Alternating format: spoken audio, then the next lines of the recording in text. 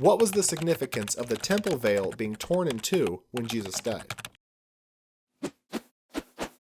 During the lifetime of Jesus, the Holy Temple in Jerusalem was the center of Jewish religious life.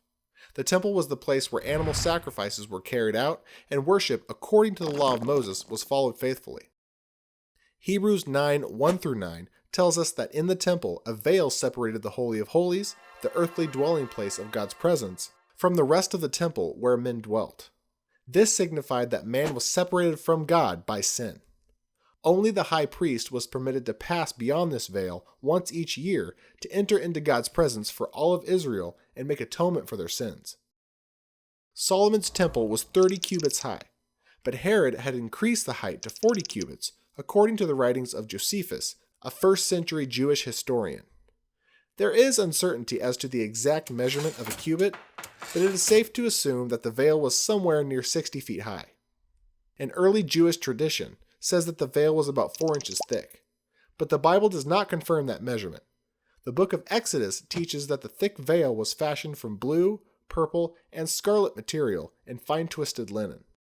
The size and the thickness of the veil make the events occurring at the moment of Jesus' death on the cross so much more momentous.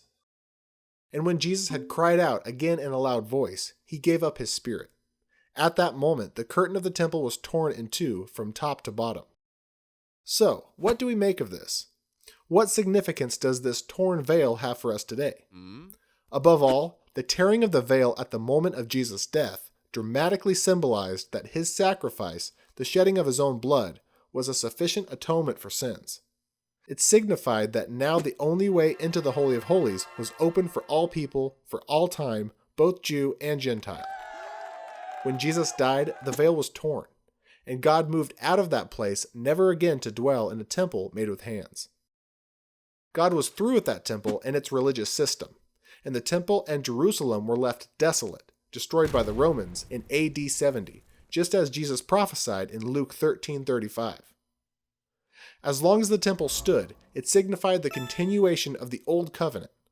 Hebrews 9:8-9 refers to the age that was passing away as the new covenant was being established. In a sense, the veil was symbolic of Christ himself as the only way to the Father.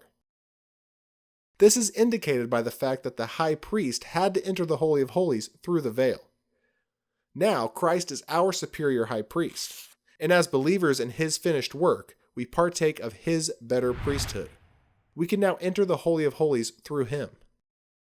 Hebrews 10:19-20 says that the faithful enter into the sanctuary by the blood of Jesus, by a new and living way opened for us through the curtain, that is, his body. Here we see the image of Jesus' flesh being torn for us, just as he was tearing the veil for us. The veil being torn from top to bottom is a fact of history. The profound significance of this event is explained in glorious detail in Hebrews.